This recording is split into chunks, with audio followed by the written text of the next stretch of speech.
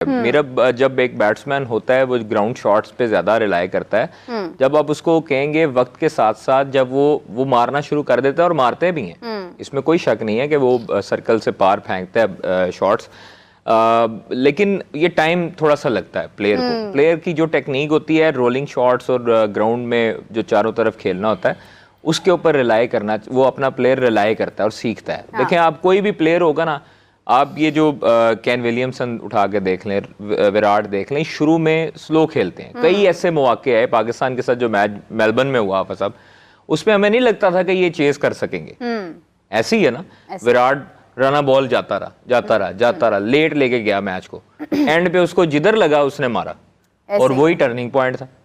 मतलब 4 ओवर्स में, अगर 3 ओवर्स में मेरे ख्याल में 48 चाहिए था, 48 चाहिए था और पाकिस्तान के फास्ट बॉलर्स कौन है? शाहीन है, हारिस रऊफ है और एंड पे नवाज था मेरे ख्याल में।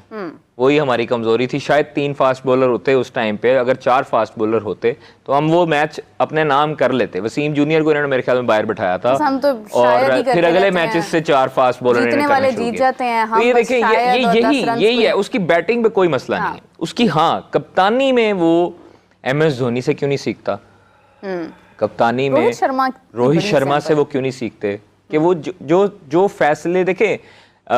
हमें शुरू से एक प्रॉब्लम बाबर में नजर आई है कि वो जब हम एक दूसरी टीम पर हावी हुए हैं तो फौरी उसने बैकफुट किया और डिफेंसिव मोड में चला गया गेम को लंबा करने की खातिर। ऐसा नहीं होता। आप जब एक टीम पर हावी हुए हैं तो आप फिर उस पर हावी रहेंगे तो प्रेशर डेवलप होगा।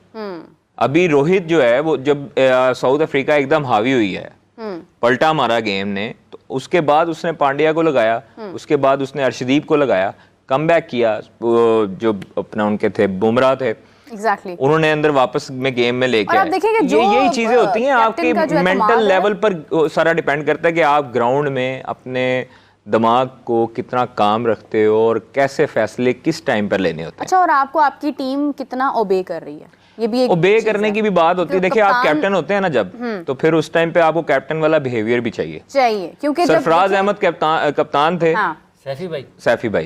सैफी भाई कप्तान थे तो ग्राउंड में हर लड़का डरता था उनसे। आप यकीन करें कि बाहर जब आते थे ड्रेसिंग रूम में तो हर बंदा उनके साथ हंसी मजाक कर रहा होता था, बाहर जो है ना वो शुगर लग रहा होता था। यही चीजें जो है वो आप MS धोनी में भी 1-2 दफा आपने देखी, रोहित में भी आपने देखी। ये चीजें ग्राउंड में होती हैं, पर्सनल नहीं होती। यहाँ पर हमारे प्लेयर्स अनफॉर्चुनेटली अपने ऊपर ग्राउंड में भी पर्सनल लेते हैं और आउट ऑफ द ग्राउंड भी पर्सनल लेते हैं। वैसे बाबर आजम भी बहुत हंसी मजाक करते हैं अपने प्लेयर के साथ। आजम खान के साथ बड़ा उनका मजाक है, वो तो मजाक अल्लाह करे सबके साथ करना चाहिए। देखिए प्लेयर्स को आपको 1-2 के साथ नहीं कंपेयर करना चाहिए। आपकी जब टीम है ना 11 की, तो फिर आपकी वो फैमिली है। बिल्कुल आपने साल में उनके साथ ज्यादा वक्त गुजारना होता है। आपने घर वालों के साथ बहुत कम टाइम गुजारना होता है एज अ स्पोर्ट्समैन। ठीक है, आप घर में आते हैं, आपने ईद करनी है तो आपने प्लेयर्स के साथ करनी है। आपकी फैमिली वो है। हमारी फैमिली आप देखें, हम लोग सुबह आते हैं, रात को घर जाते हैं। हाफिज साहब, हम भी फैमिली, हमारी ये फैमिली है। हम लोग यहाँ पर ज्यादा वक्त गुजारते हैं अपने घर वालों के साथ। ऐसे ही है। ठीक है, तो ये चीजें उनको भी सोचनी चाहिए। जो ये लोग इंतशार फैलाते हैं और जो अपनी जो डिसओबे करते हैं ऑर्डर्स को, या कप्तान जो है वो किसी के रंजिश रखता है दिल में, ऐसा नहीं होना चाहिए। आप रोहित को एग्जाम्पल देख लें, रोहित, पांड्या और बाकी जो क्रिकेटर्स है, क्या आपका क्या ख्याल है? एक दूसरे के लिए नहीं आती होनी जेलसी उनके दिल में? सही बात, सबके आती है। ये नेचुरल फैक्ट है। ठीक है हाफिज साहब, अगर एक टीम अपने कैप्टन को की रिस्पेक्ट नहीं कर रही है, उसके डिसीजंस को मतलब रिस्पेक्ट नहीं कर रही है, तो ये टीम के अंदर कमजोरी है या कैप्टन कमजोर है कि वो अपनी बात मनवा नहीं पा रहा? कैप्टन कमजोर है, ऑब्वियसली उनको बाहर निकालना चाहिए जो नहीं मानते बात। क्यों मुंह देखते हैं भाई? मतलब अगर हाफिज साहब या मैं अगर कप्तान हूँ, ग्राउंड में उतरा हूँ, मेरी कोई बात नहीं मानेगा तो मैं तो उसको बाहर निकाल के सब्स्टिट्यूट मंगवा लूंगा। आपको एग्जांपल सेट करनी पड़ती है या कप्तानी छोड़ दे, क्योंकि फिर आप अगर आपने कप्तानी नहीं छोड़नी तो फिर भाई ग्राउंड में आपके अंदर इतनी पावर होनी चाहिए कि आप किसी प्लेयर पे भी जो है ना उसको डांट डबट सको। जब आप बोल ही नहीं सकोगे, जब आप ग्राउंड के एक सर्कल में एक खुले लाइन जाके खड़े होगे जहां पर आप ना बॉलर को समझा सकते हो ना फील्ड प्लेसमेंट लगा सकते हो, तो फिर आपका फायदा। Babar Azam as a captain 4 साल उनको पूरी दुनिया ने सपोर्ट किया, लेकिन रिजल्ट्स फ्रूटफुल नहीं आए। एक दफा होता है, 2 दफा होता है, 3 मरतबा होता है, लेकिन हर मरतबा नहीं होता। हार का शिकार। कम अज कम बाबर को ये सोचना चाहिए, या फिर बोल्ड डिसीजन लेने चाहिए या बोल्डनेस दिखानी चाहिए, प्रेस कॉन्फ्रेंसेस में आके बताना चाहिए, ये हम आपको सारों के सामने पॉइंट आउट करना चाहिए कि मेरी बात नहीं मान रहा। सही बात है। देखिए, बात यह है कि ये बड़ा ना हसास सा मामला है, पहली बात यह है। दूसरा यह है कि जब आप मुख्तलिफ जगह पर मसलहत का से काम लेते हैं ना, और आप फैसले मेरिट पर नहीं करते हैं, तो वही सारा ग्रुप है ना 15-16 लड़कों का, उसको ये भी पता होगा कि मैं अगर टीम में मेरिट पर नहीं आता हूँ तो मुझे कादर साहब के कहने पे लाया गया है। आप कमांड ही नहीं कर सकते। आप एक लड़का जो है 15 में सही बात वो ले आए जो मेरिट पर नहीं आता, तो आप सारों आप पे उंगली उठाएंगे। सारों को यह है कि वो क्यों बात मानेंगे, वो नहीं मानेंगे। ये बड़ी बाहर से बैठ कर लगता है कि बड़ी आसान चीज़ है, लेकिन ये जब आप उस प्रोसेस में होते हैं ना, जब आप अंदर हैं, तो बॉल बीट होने के बाद तो सारे कह देंगे हो ते अंज भी खेल सकता सी, अंज भी खेल सकता। ये ना सांस बंद हो जाता है जब बॉल आता है। किसी बंदे को खड़ा करे ना अंडर प्रेशर मैच में, तो उसका सांस ही बंद हो जाएगा, उसको पता ही नहीं चलना कि बॉल गिरा कहाँ है, निकल कहाँ गया है, और इतनी स्पीड इतनी स्पीड में। इसलिए तो हम कहते हैं मोटू भाई को ले लें, इसलिए प्लेइंग 11 में। सो ये जो मोटू भाई को ना उन्होंने वो स्टेडियम के करीब भी नहीं लगने देना।